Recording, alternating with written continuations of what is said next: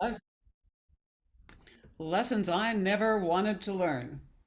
Lynn Van Gelder, PM4, has been a member of a Toastmasters group for a dozen years and is a founding member of our StoryMasters. She is current president of Common Space Toastmasters, and she is happily retired from working on satellite programs at Boeing. And she now spends her days following her own pursuits, which include volunteer work, Toastmasters, and learning to play the ukulele. Will you please help me welcome our own Lynn Van Gelder? Thank you, April. You left out the last line of my intro. It's okay. Thank you so much. It's nice to see everyone here today. For my entire adult life, I have committed myself to continual lifelong learning. I would also often say that's my Alzheimer's prevention plan, to always be learning something new. And especially when I turned 50, I promised myself to learn things I would never be too old to do.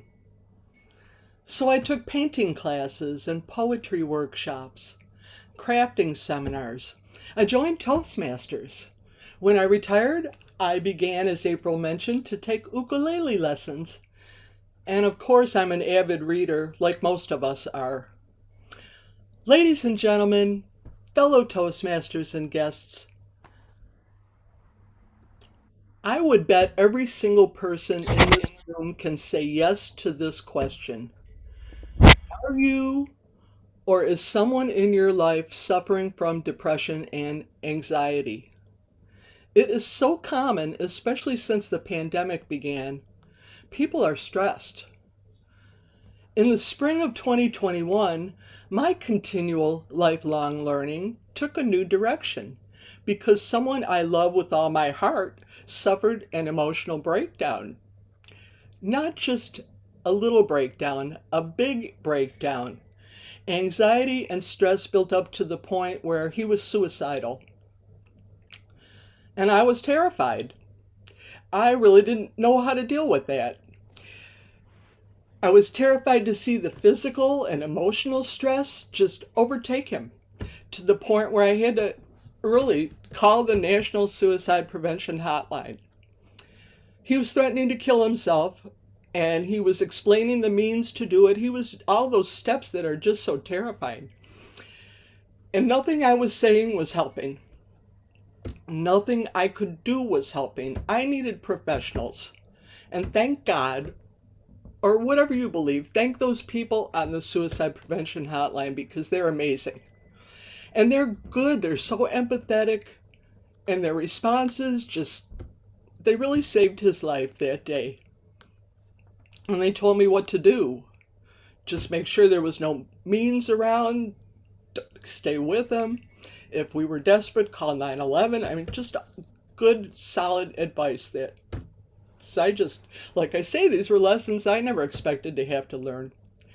But honestly, and I want to take the stigma out of this because my loved one is not alone.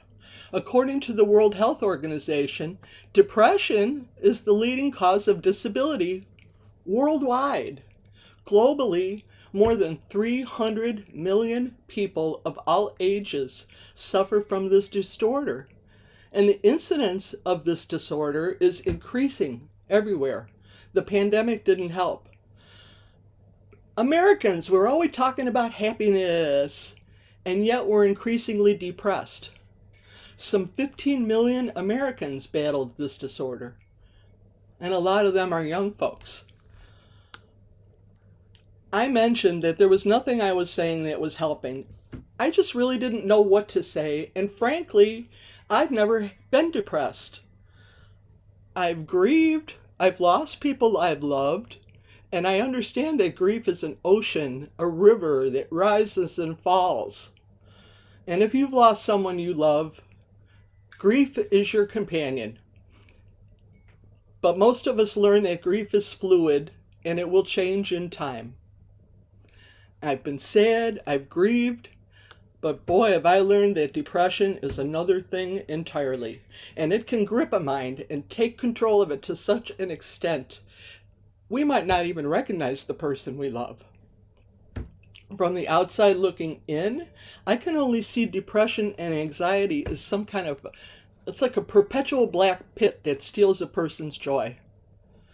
Depression and anxiety steal a person's joy. And to simply say to them, count your blessings. Make a list of the good things in your life. Do all those things that I use as tools all the time to temper those dark thoughts. Well, to a depressed person, telling them to count their blessings, well, they can't. If it could be resolved that easily, don't we think they would? Seriously, if only it were that simple. But I've learned that the black pit of depression takes the depressed person in a place I've never been. And they may not even be able to believe they'll ever be better. It can be physically painful. It can be terrifying for them. But how can we help? We're in a community, so let's reach out. First of all, look around. Is the person next to you in need of a hug or a discussion or just a simple question? How are you? Are you okay? It would make such a difference.